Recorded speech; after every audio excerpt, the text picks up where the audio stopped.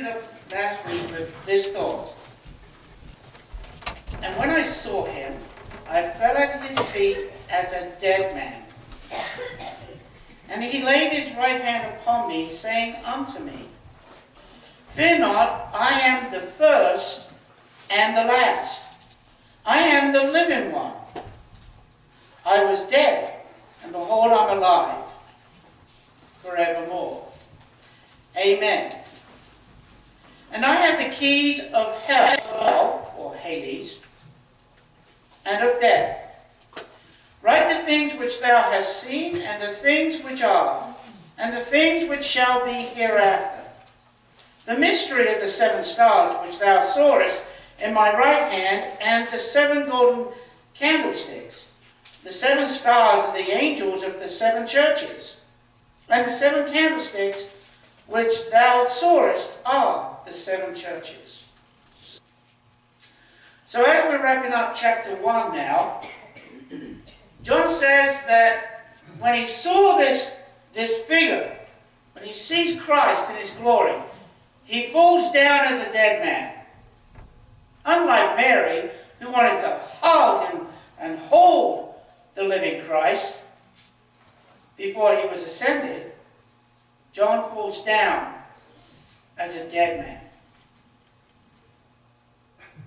That's kind of very graphic, isn't it, to say I'm a dead man in the presence of his King. But Jesus says, I am the first and the last.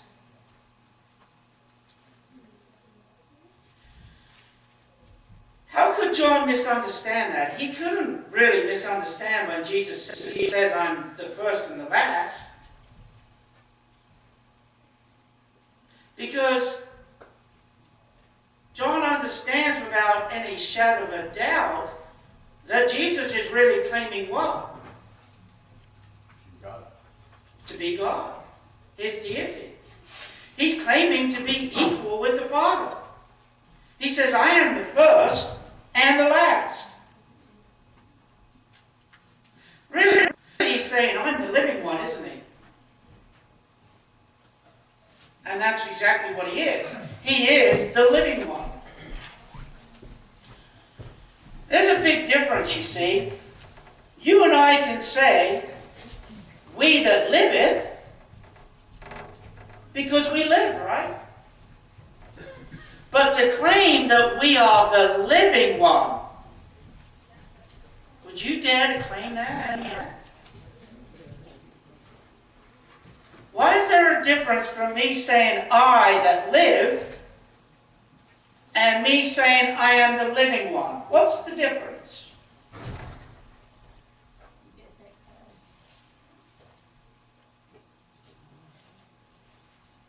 Well, to claim that you are the living one is to claim that you are God.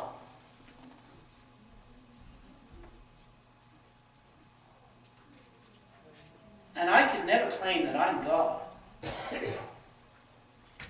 See, that's the big difference, isn't it? Claiming one to be the living one, claiming to be God. And how many times in history have we seen people claiming to be God? The writer to this letter, the Revelation, to the 7 churches, he lives under a period under whose reign? Can you remember? Domitian. And what was Domitian claiming to be? God. He was claiming full worship as of God, wasn't he? And why do you think he was persecuting the church, the way? Because they believed in one God and they wouldn't bow their knee into worship of him. So Jesus says, I was dead, but now I'm alive forevermore. It's all so important because people in the past who died and were resurrected, did they live forevermore? Name any person who died in the Old Testament or New Testament who was raised from the dead and lived forevermore. Is Lazarus with us today? Is the little child that in the presence of Peter and John that Jesus raised up from the dead, is she still alive today? They were raised to die again, wasn't it? But Jesus was raised from the dead in order to live forevermore. Now, we will live forevermore. Don't misunderstand that. Because we're going to live one place or the other. Because that's the destination of all man, isn't it? But to claim that I'm the living one, I could never do that. And remember we said earlier in one of the classes that Jesus is the first. He is the creator. He is the first and the last and everything in between. You see? And that's the difference. We serve a living Lord. Do you remember what Jesus said about this in John chapter 10? He said, I lay down my life and I take it up again. And I won't ever die again. It's a good shepherd, isn't it? I like that. Jesus said, I lay down my life. That's a choice, isn't it? He chose to lay down his life. And he raised it up again. I sometimes wonder, what kind of passion would we have if we decided to take that kind of attitude in the church today? If we said, I'm going to lay down my life for Christ,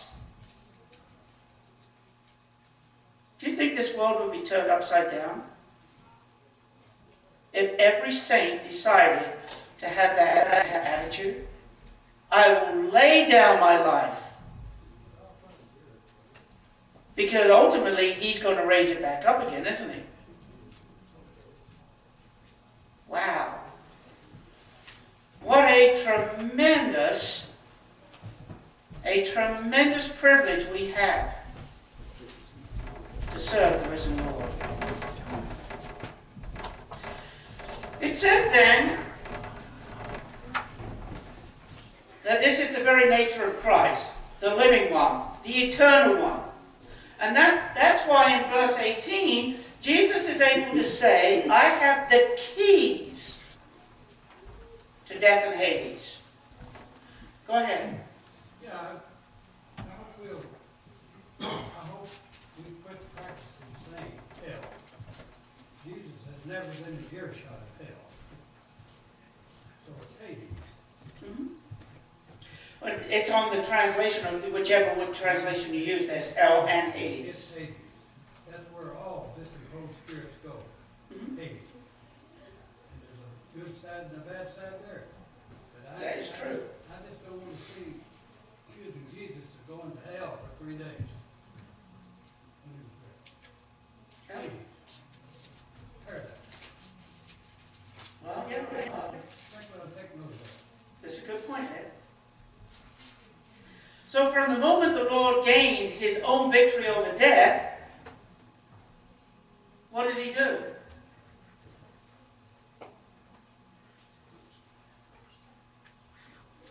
Well, he took control over death, didn't he? He abolished it. So, as Ed is trying to tell us, Hades is the unseen world. It's the place of the dead. So in other words, when Jesus rose from the dead, he robbed Satan from the power over death. Remember up to this point, and the Hebrew passage in Hebrews 2:14 through 15 tells us that Jesus, once he defeated Satan, took control over death itself. Sometimes when Jason leads us in that song, Satan was defeated, I think we should be shouting that out from the rooftops. Because Satan is defeated.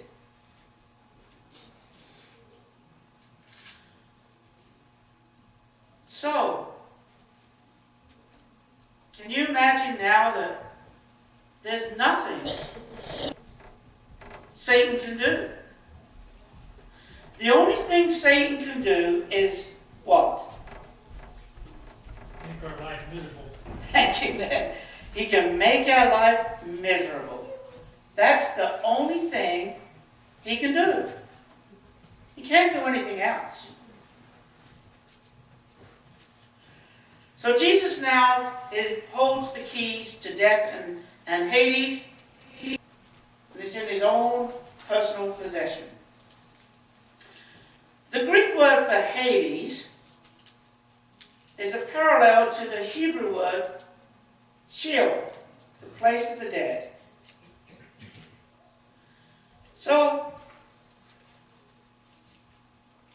the very thrust of these two words, in the Greek and in the Hebrew, reassures John then that the one he sees has authority.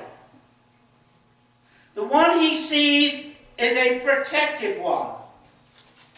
And the one he sees has control not only over heaven itself, not only over the earth and under the earth, but he now has complete control of the dead.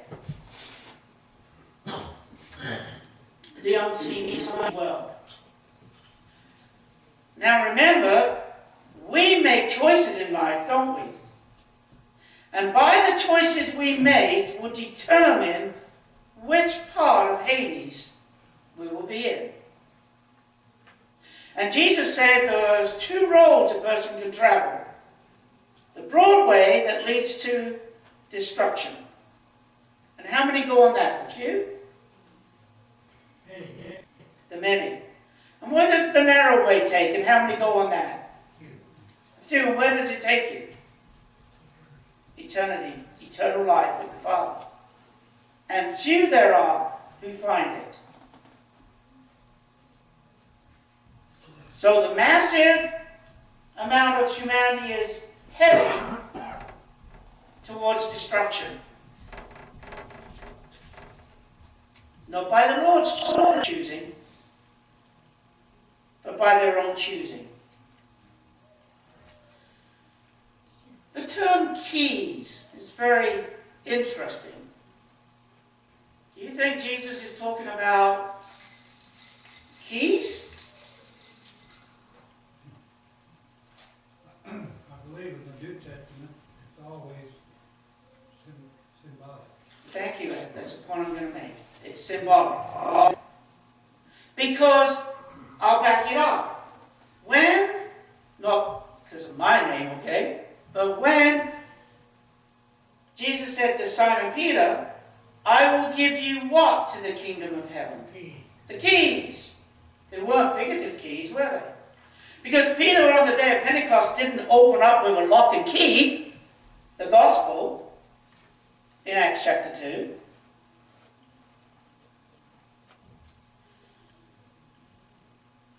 What about the scribes and Pharisees? Well, especially the scribes, I should say.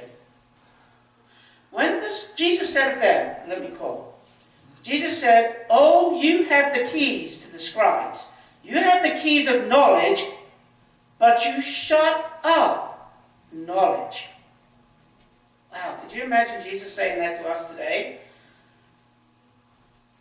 Let's just get through Revelation real quick and shut up the knowledge from what it contains. That'd be easy, wouldn't it? I'll become like a scribe then. Jesus said, no, you have the keys of knowledge, and you shut up the knowledge from the people. I don't know if you know this as a fact, but do you know what the scribes were given on the day that they were ordained to practice?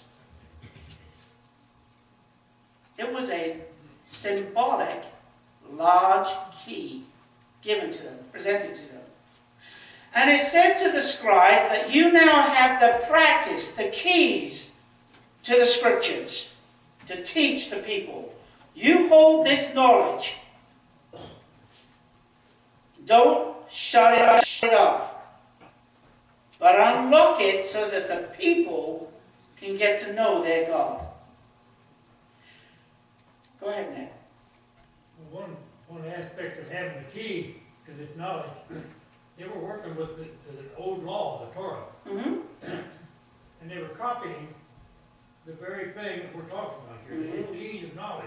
Yeah. So being in it all the time, they should have known what it said, not what they thought it said. Mm-hmm. Jesus said, you've got that power, but you abuse that power. Mm-hmm. You're not using it the right way. And how often, Ned, how often has it been, even in the Lord's body, that someone who holds that power misleads the people into apostasy? So that's why, when it says, don't many of you be teachers, preachers, there's good reason for that, isn't there? In Acts chapter 20, Paul was warning the church there about the elders. That some be drawn away of their own lust, Owing their own lust. and draw the flock after them. We'll get into that in a little bit. The keys then are assigned to show strength, power, and authority. So when Peter was given the keys, he was given the sign, the strength, and the power and authority to do what? Open up the doors. To invite people, obviously through Christ, to invite people into obeying the gospel. And so that's very important, isn't it? Knowledge is very powerful. It is powerful knowledge. Jesus said, you shall know the truth, and the truth does what? But you have to obey the truth, right? So knowledge is powerful. It's how we use that knowledge. We can use it for good, or we can use it for evil. Well, it depends on what we want to do, doesn't it? So as we come to verse 20, and the 7 stars and the 7 candlesticks, you have to notice what is said before in verse 19. And it's very important to put it in its context. Jesus says, write what you see and what you have seen, and what is the conditions of what now exists and what shall be in the hereafter. So ultimately, Jesus is telling John to write the vision that he is seeing. So, write what you see. Tell the churches about me, that I am the living one. Write about the conditions as they now exist. And that's important, isn't it? Because Christ sees the condition of this church as it now is. And he also sees the condition of each one of us as we now are. And then he says, I will tell you what to write to the churches, what I see them to be at this very moment in time and space, and the things that are going to be after this. So that's important, isn't it? The things that are going to be after the present. So this is concerning the future things. The things that John will ultimately write. The term mystery, mysterio, okay? What does that word mean? Mystery. Something not revealed, something hidden. Something hidden. So, go ahead. But it doesn't mean that there is not a time it's going to be revealed. It's not mysterious.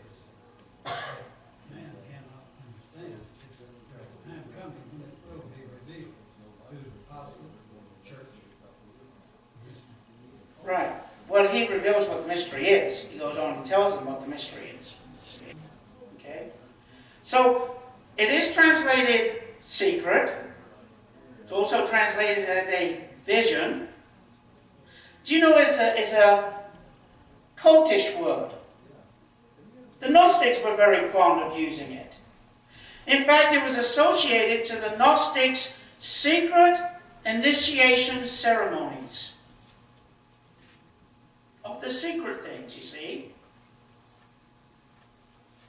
And what it was saying is that if you're on the inside, you'll know everything. But if you're on the outside trying to look in the inside, you'll never know what the inside knows. Because you're trying to look in. You're trying to see it.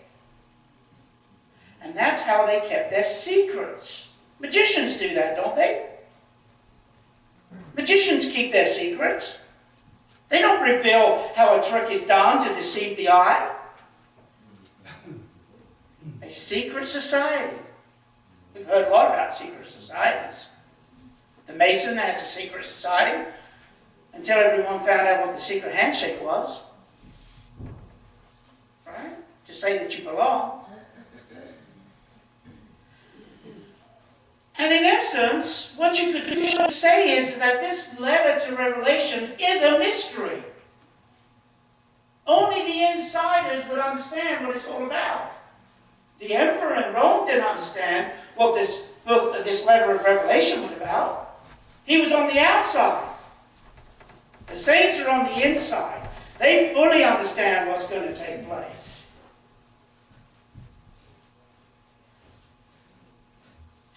So it's a very interesting word. Oh, people have tried to mess around with it, but you can't really. It kind of indicates to what Ed was saying. It is only a secret unless it is revealed by God or made known by God. So there are secrets that are kept. But you won't know they're a secret until God has revealed it. And so here, through the Apostle John, Christ is about to reveal the hidden secrets.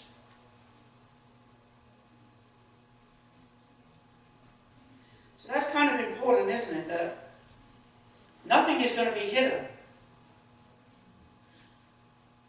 Remember what I said at the very beginning of the class. Unless you put the right date on the very beginning of all these things, you are going to be wrong 100% of the time in everything else. So it's important to understand then the mystery, the things that will take place, and the things that will come to pass. He talks about the stars. Now the word star is aster. What is aster? It's a flower. And do you know what shape the aster is in? In the shape of a star. Kind of interesting, isn't it? That John would use such a flowery picture of a star. And its color is of brightness. It's a bright color. Let me give you a little bit of, just because I'm English, okay. Did you know that the British monetary system, the money, okay, of sterling, it's called sterling. Do you know it originated from a small coin that had a star on it? And sterling comes from the root word of aster.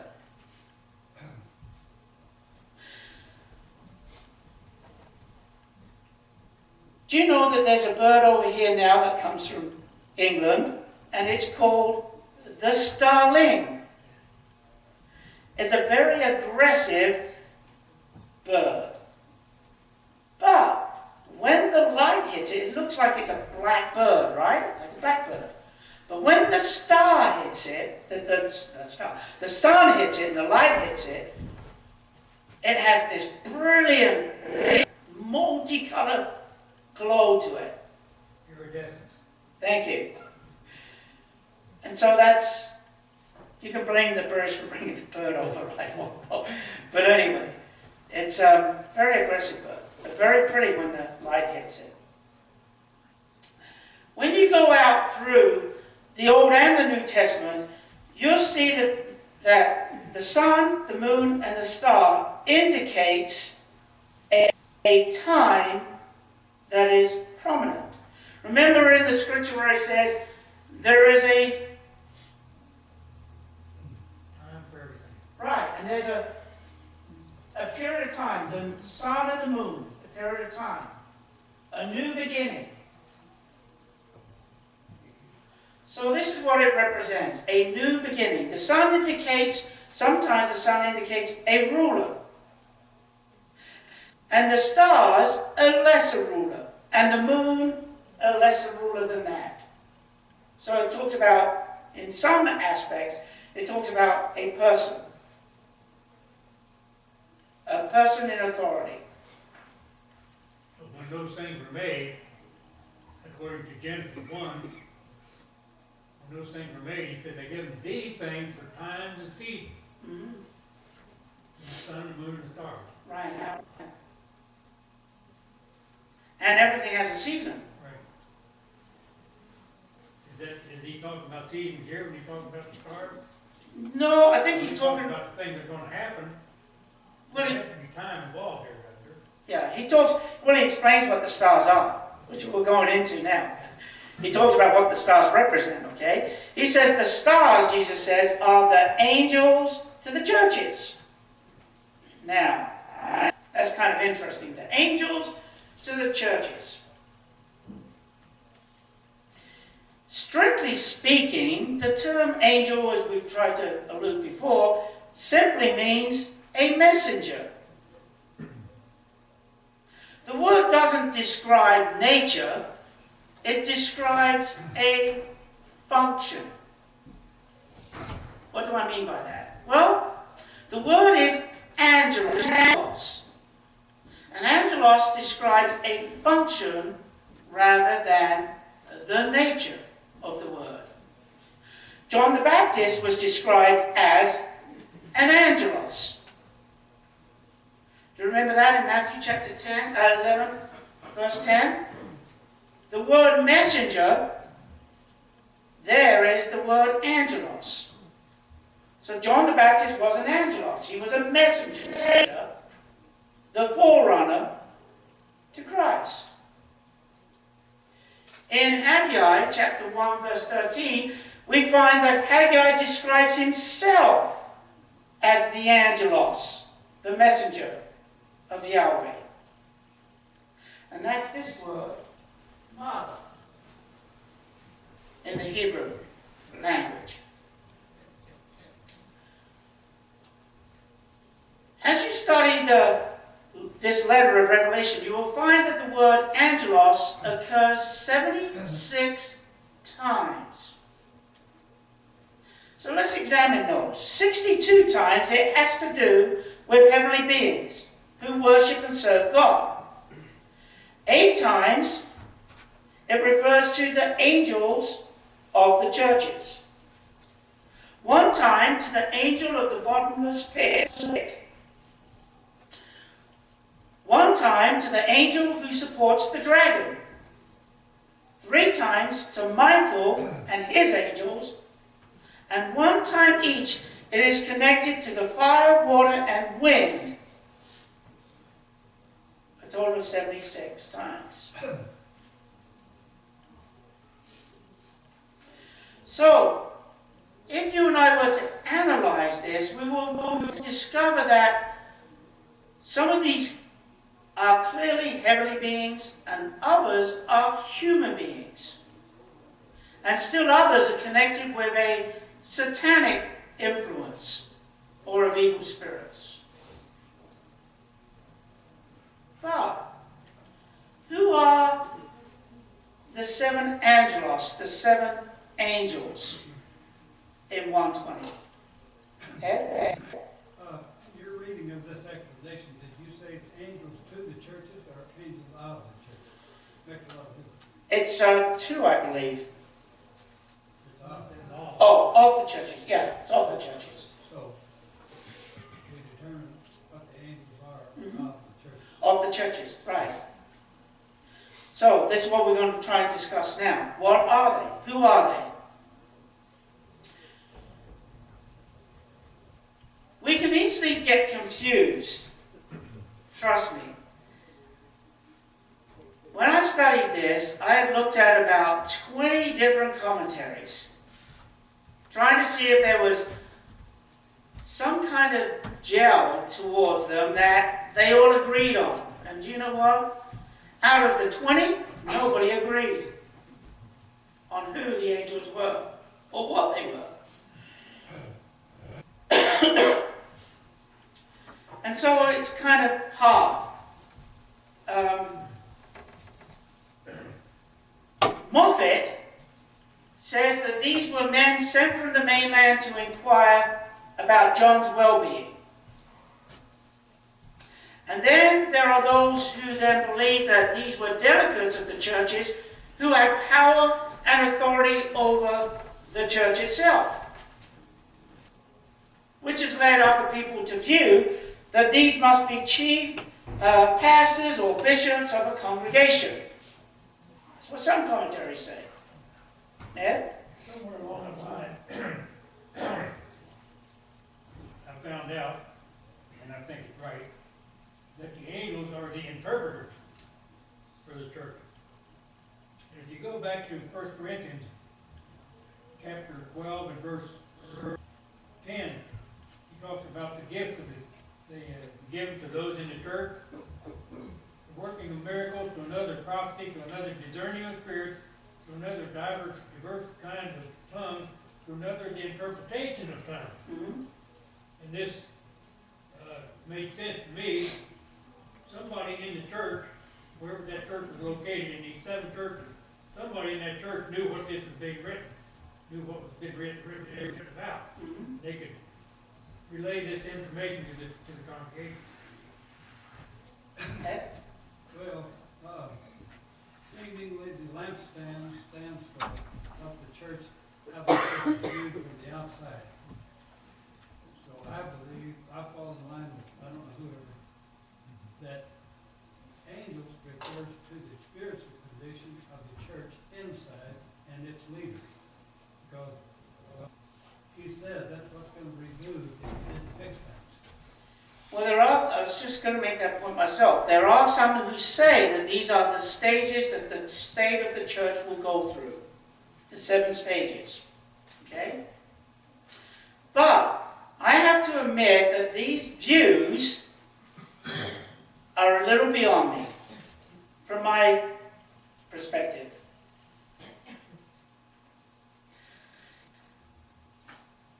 Because I think that the scholars don't tackle the problem. And they take the least line of resistance here. The comfortable line of resistance.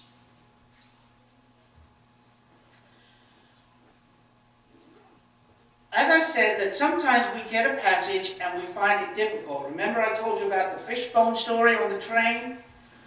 Sometimes you need to take out the bone and lay it aside, and then later on come back and study it some more. And that's what I think you have to do here, okay? Campbell Morgan says this. Campbell Morgan, for Jared's purpose, he is a good, preachable material has been read by him, okay? And in fact, many of the brethren back home use a lot of his sermon ideas, okay? But Campbell Morgan, he had a thing titled The Letters of Our Lord, talking about the very thing we're talking about. And it's a booklet. And Campbell Morgan, as I said, was an expositor preacher.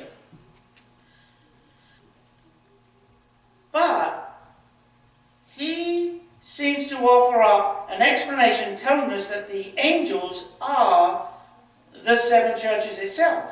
Well, that's kind of not true.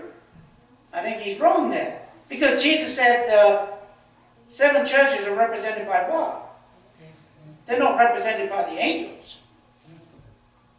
Candlesticks, lampstands. So, they're not represented by an angel. They're not the angel, the church. Because that's represented by the candlesticks. So I'm going to use some English common sense in trying to understand who these angels are. First of all, you look at Revelation 2:1, which we're going to get into, it says, "Unto the angel of the church in Ephesus write." Now, let us start with that statement first and foremost to guide us. Unto the angel at the church in Ephesus write.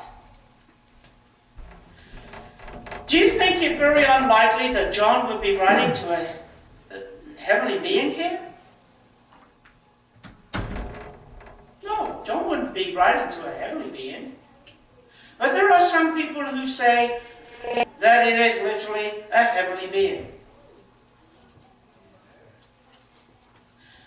So these angels, these messengers, must have had some human characteristics. Must have. Secondly, we notice that John is told to write to the angel, the messenger. So he's writing to a person. Because if I said, I am going to write to Ernie, then I'm writing a letter to him. I'm not going to write a letter to a heavenly being because they have no need of it. But Ernie might have a need of what I have to write and inform him of, right?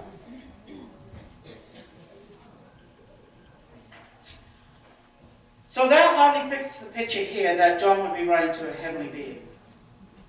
Thirdly, of all this business about a pastor or a bishop of a congregation or of a diocese, there is no evidence ever in the scriptures to support that, as some commentators try to tell you or to inform us.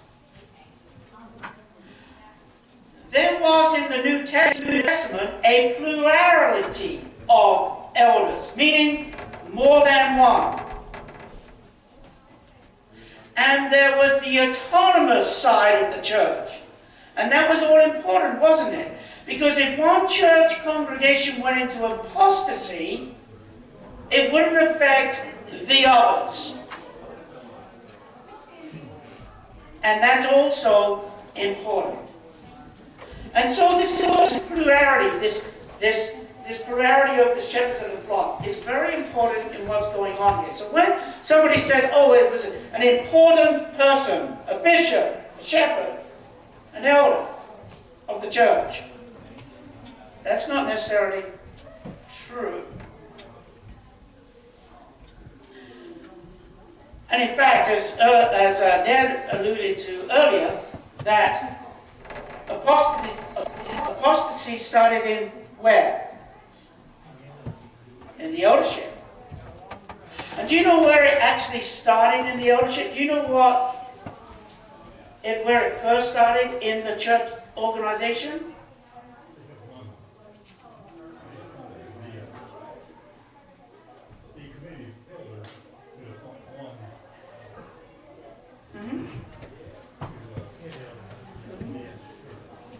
Right, and then you got into the diocese. But in the eldership, it started in the worship. And then it moved out of the worship into the organization. And so it's very important, isn't it, that we guard what goes on in our worship. Because if apostasy starts in the worship, it's going to affect the rest of the body. Go ahead, Ned. My book here has a reference to Matthew chapter 2, verse 7. Talking about the priests and their obligation. It says, for the wedding lips should keep knowledge, and they should seek the law at his mouth. For he is a messenger of the Lord of hosts. Mm-hmm. I think that's probably what he's talking about here. An interpreter or a messenger or a preacher, somebody that knows what they're talking about. Right. It wasn't until 284 AD that apostasy emerged full-fledged in the Lord's body. Well, we started getting this organization of one elder overseeing the whole body, and then a cardinal's overseeing a diocese, and then an archbishop going on to overtake a whole region. And so it's very important then, isn't it, to guard against that. It seems to me that no sooner the apostles, the last apostles died, that the church started getting more corrupt and going into apostasy. Fawcett, in his work on Revelation, says that the angels express the lordship of faithful leaders. Lordship perhaps means authority or influence over the congregation. That's why I've always said, be very careful who your teachers and preachers are, because they have a big influence throughout the body.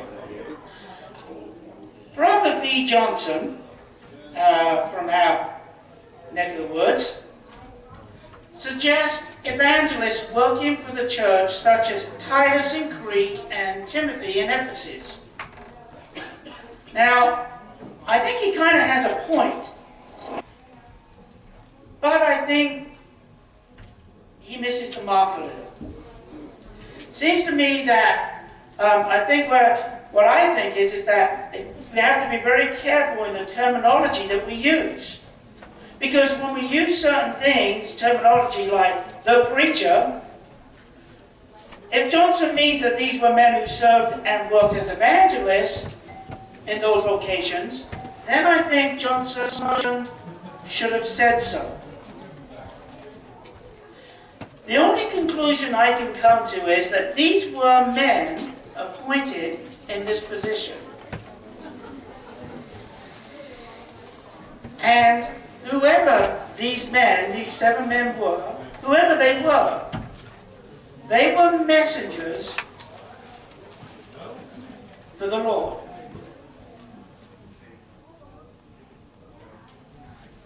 I do not know who they were. I do not know where they came from. All I know is that these angels were messengers, human beings, sent to the churches. You can't say who they were. In fact, it's better to say they were just messengers of the Lord. Well, next week we're going to start in chapter 2 with the 7 churches. I'm looking forward to that because I really like studying about the 7 churches and their conditions. Thank you very much. Have a great Lord's Day.